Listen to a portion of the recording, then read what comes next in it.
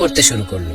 যদি 1 লাখের উপর 1000 থাকে তাহলে 1 কোটির উপর 1 লাখ। কারণ হঠাৎ পাগলের মতো চিৎকার করে উঠল, মুসা, তোমার কথা শোনার চেয়ে আমার বুকে ছুরিকাঘাত করা ভালো। আমাকে 1 কোটি টাকার উপর 1 লক্ষ জাকাত দিতে হবে। কেন? গরিবরা কি তাদের উপার্জন আমার কাছে জমা রেখেছে যে আমি সেগুলো দান করব? আমি দেব না, আমি 1 পয়সাও দেব না। কারণ চুপচাপ বালিশে মুখ লুকিয়ে শুয়ে রইল। আর মনে মনে সে হযরত মুসাকে অভিশাপ দিতে লাগলো। সেই রাতে কারুন ঘুমাতে পারল না। হঠাৎ তার চোখ প্রদীপের শিখার উপর পড়ল। সমস্ত তেল পুড়ে গেল, তবুও 1 পয়সাও আয় হলো না। সে প্রদীপ নিভিয়ে দিল।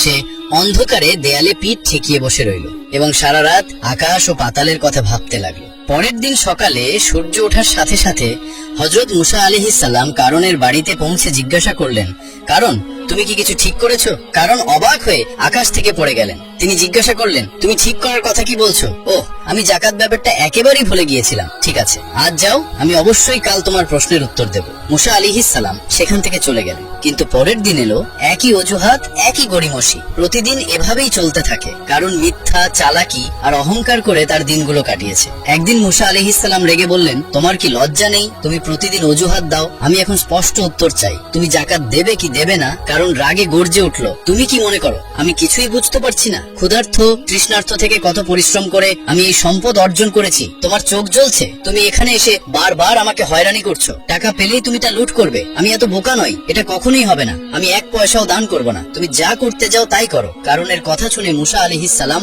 অবাক হয়ে গেলেন, কিন্তু হতাশ হলেন না। সে আরো অনেক দিন ধরে কারণকে বোঝানোর চেষ্টা করলো। তাকে আল্লাহর শাস্তির হুমকি দিল, জাহান্নামের কষ্ট এবং বেহেশতের নিয়ামত সম্পর্কে বলল। কিন্তু কারণ একই জায়গায় রইল। তার হৃদয় গলে গেল না, পরিবর্তনও হলো না। এখন মুসা আলাইহিস সালাম অসহায় হয়ে পড়লেন। তিনি হাত তুলে প্রার্থনা করলেন, হে আমার রব, আমি কারণকে সৎকর্মের দিকে আনার জন্য, তাকে দান করার জন্য অনুরোধ করার জন্য যথাসাধ্য চেষ্টা করেছিলাম, কিন্তু সে রাজি হয়নি। এখন তুমি বলো আমার কি করা উচিত? তারপর জিবরিল আলাইহিস সালাম আল্লাহর পক্ষ থেকে একটি বার্তা নিয়ে এলেন। তিনি বললেন, মুসা, বনি ইসরায়েলকে মিশর ছেড়ে চলে যেতে বলো। মুসা আলাইহিস সালাম আল্লাহর এই আদেশ মেনে নিলেন। তারপর জিবরিল বললেন, এখন থেকে পৃথিবী তোমার অধীনে থাকবে, তুমি এর মাধ্যমে যা ইচ্ছা করতে পারো। কয়েকদিন পর মুসা আলাইহিস সালাম আবার কারণের কাছে এসে বললেন, কারণ সৎকর্মের জন্য দান করো, আল্লাহর পথে জাকাত দাও, অন্যথায় তুমি মহা পাপ করবে। কারণ ঠাট্টা করে উত্তর দিল, ভাই মুসা, আমি অনেকদিন ধরে তোমার কথা শুনছি, যদি নতুন কিছু থাকে তাহলে আমাকে বলো। এই বলে সে চলে যাওয়ার জন্য মুখ ফিরিয়ে নিল। মুসা আলাইহিস সালাম তাকে ধমক দিয়ে বলল,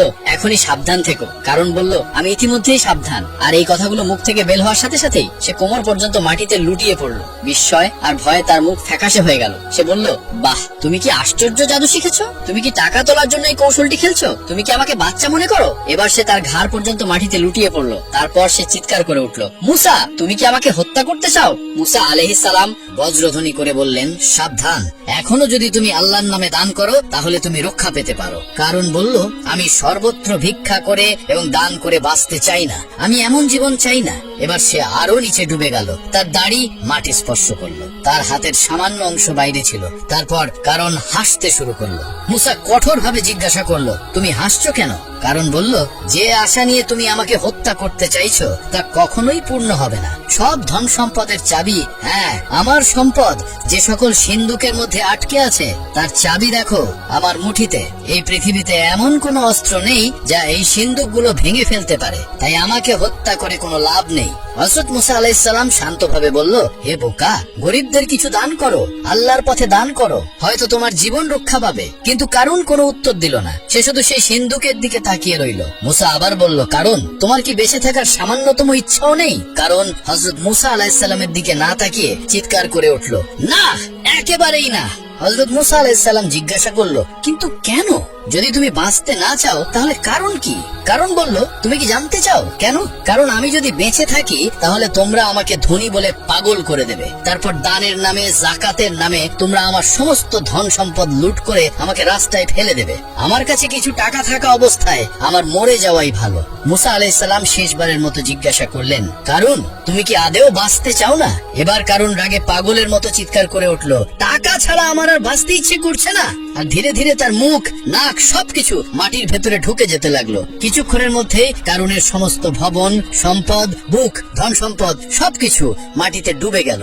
একদিন হযরত মুসা আলাইহিস সালাম আল্লাহর সাথে সাক্ষাতের লক্ষ্যে তুর পাহাড়ের দিকে হাঁটতে শুরু করলেন। তুর পাহাড়ে পৌঁছানোর পর স্বয়ং আল্লাহ মুসা আলাইহিস সালামের সাথে এক রহস্যময় কণ্ঠে কথা বলতে শুরু করলেন। মুসা আলাইহিস সালাম বললেন, হে আল্লাহ, আমি জানতে চাই কে আমার সাথে বেহেশতে থাকবে। তারপর আল্লাহ বললেন, হে মুসা, বনি ইসরাইলে একজন কসাই আছে যে তোমার সাথে বেহেশতে যাবে এবং তোমার সাথে থাকবে। তারপর মুসা আলাইহিস সালামকে মহান আল্লাহ রাব্বুল আলামিন বললেন, হে মুসা, আজ বাড়ি যাও, কয়েকদিন পর আমি তোমাকে সেই কসাইয়ের ঠিকানা বলবো। তারপর মুসা আলাইহিস সালাম আল্লাহর এই আদেশ শুনে বাড়ি ফিরে যাওয়ার সিদ্ধান্ত নিলেন। এভাবে আরো কয়েকদিন কেটে গেল।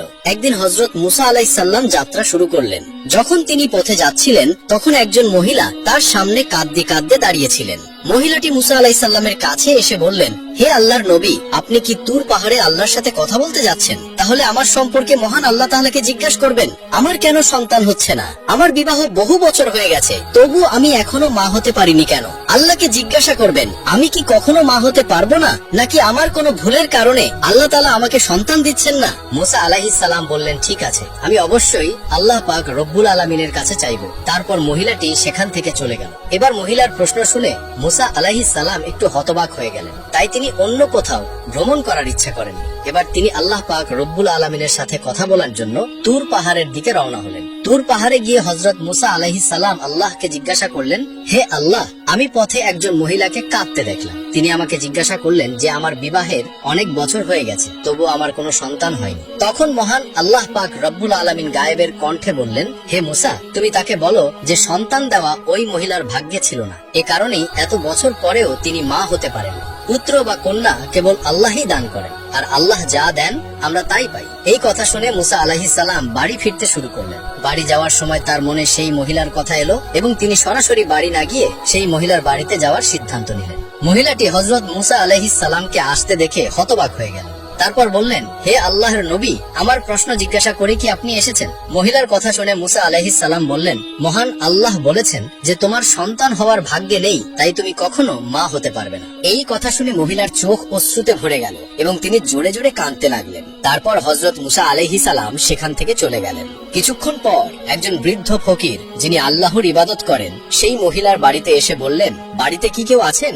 আমি একজন বৃদ্ধ ফকির, আমি অনেক দিন ধরে কিছু খাইনি, আমি খুব ক্ষুধার্ত, দয়া করে আমাকে আল্লাহর নামে কিছু দান করুন, নিশ্চয়ই আল্লাহ তোমার উদ্দেশ্য পূরণ করবেন। মহিলা ফকিরের কথা শুনে তাকে ঘরে আসতে দিলেন। তারপর তাকে 4